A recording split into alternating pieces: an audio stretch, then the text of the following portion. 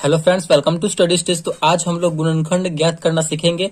तो वीडियो को लास्ट तक जरूर देखिएगा, क्योंकि लास्ट में आपको एक क्वेश्चन दिया जाएगा और उस क्वेश्चन को सॉल्व करके कमेंट बॉक्स में उसका आंसर देना है। तो चलिए, यहाँ पे पहला क्वेश्चन दिया गया है 3x² माइनस 10x प्लस 8 का गुणनखंड निकालना है। तो चलिए हम इसे गुणनखंड निकालते हैं।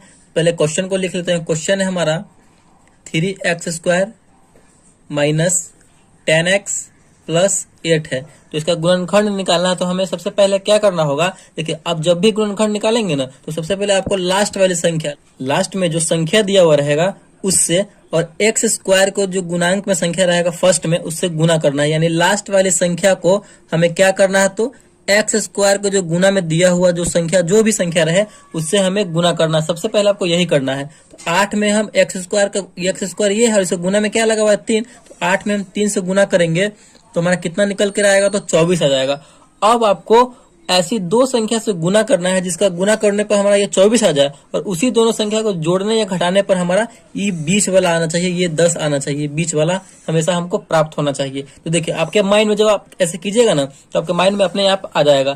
तो 24 लाना है, तो 8 3 24, 8 में 3 से गुना कर रहे हैं तो 24 आ रहा है। देखिए पहला एक बार में देखिए 8 में 3 से कर रहे हैं तो 24 आ रहा है। इसको जोड़ के देखिए 8 और 3 को जोड़ रहे हैं तो 11 हो रहा है। तो ये देखिए हमें लाना है 10, तो ये सक्सेसफुल नहीं हो रहा है। अब हम दूसरा संख्या को लेंगे और घटाएंगे भी, तो 8 में से 3 जाएगा तो यहाँ पे बचेगा 5, जो कि ये संभव है नहीं।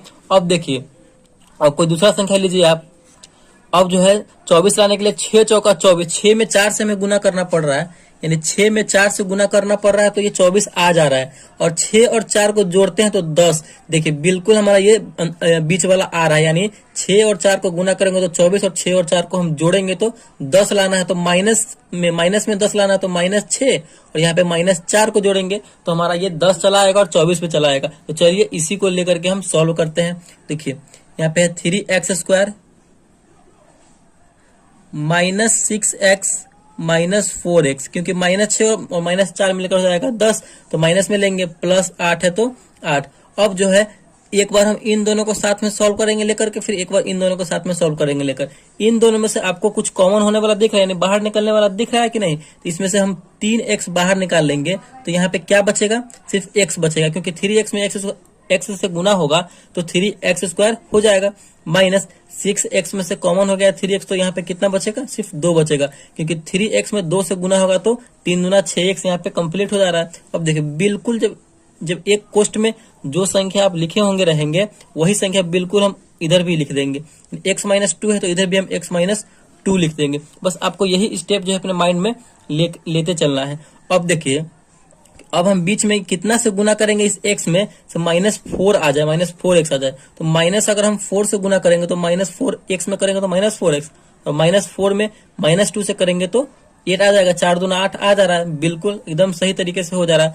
अब एक बार इन दोनों को साथ में लिख देंगे, 3x - 4, इन दोनों को हम क्या किए, तो साथ में लिख दिए।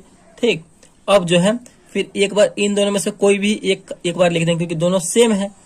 तो x-2, देखिए यही हमारा गुणनखंड इसका निकल गया, और यही इसका फाइनल आंसर हो जाएगा। तो इसी टाइप से हमें गुणनखंड बनाना है। आई होप आपको समझ में आ गया होगा। तो अच्छे से समझ में आने के लिए चलिए एक और क्वेश्चन को सॉल्व करते हैं।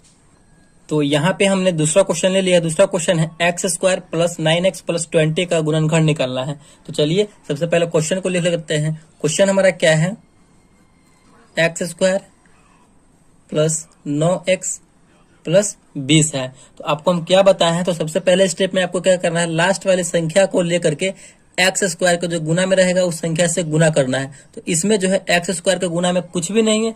जब भी x² के गुना में कुछ भी नहीं है तो इसका मतलब क्या है, 1 होता है। तो 20 में आप 1 से गुना करेंगे, तो 20 में जब 1 से गुना करेंगे तो हमारा हो जाएगा 20।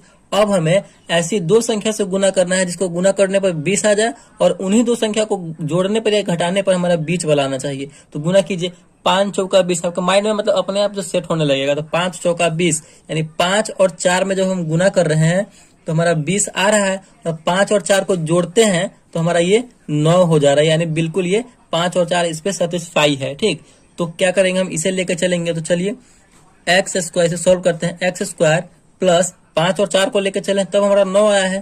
तो यहाँ पे लिखेंगे 5x प्लस 4x, क्योंकि जोड़ रहे हैं तो प्लस में प्लस 20 है तो यहाँ पे 20।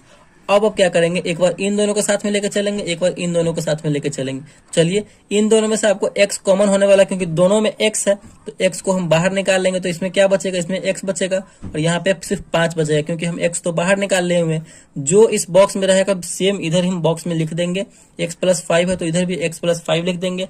अब हम यहाँ पे कितना से गुना करेंगे x में, जो हमारा 4x हो जाए, यानी 4x हो जाए। तो यहाँ पे अगर हम प्लस 4 से करेंगे तो 4x में 4 से गुना करेंगे x में, तो 4x हो गया।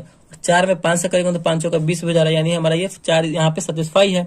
अब जो है एक बार इन दोनों को साथ में लिख देंगे, x प्लस 4, दोनों सेम है बॉक्स में, तो किसी एक को लिख दीजिए x प्लस 5, यानी इसका जो गुणनखंड निकल के आया वो x प्लस 4 और x प्लस 5 आया, तो यहीं पे इसका ये आंसर हो जाएगा। तो इसी तरीके से हमें गुणनखंड को बनाना है। बहुत ही अच्छे तरीके से मैंने आप लोगों को समझा दिया है। आई होप आपको बहुत अच्छे तरीके से समझ में आ गया होगा। तो चलिए, आपके लिए क्वेश्चन दे रहे हैं, उस क्वेश्चन को सॉल्व करके कमेंट बॉक्स में उसका आंसर देना है। तो आपके लिए यहाँ पे क्वेश्चन है 2x² प्लस 7x प्लस 3। तो इस क्वेश्चन को फटाफट से सॉल्व कीजिए। बहुत ही आसान क्वेश्चन है। हमने क्या बताया कि लास्ट वाले को x² के जो भी संख्या में रहेगा, गुना में रहेगा, उससे गुना करेंगे, फिर उसके बाद सॉल्व करेंगे। तो फटाफट से इस क्वेश्चन को सॉल्व कीजिए और आंसर जो भी आता है तो कमेंट बॉक्स में उसका आंसर दीजिए। हम आपके आंसर का रिप्लाई करेंगे। तो थैंक यू।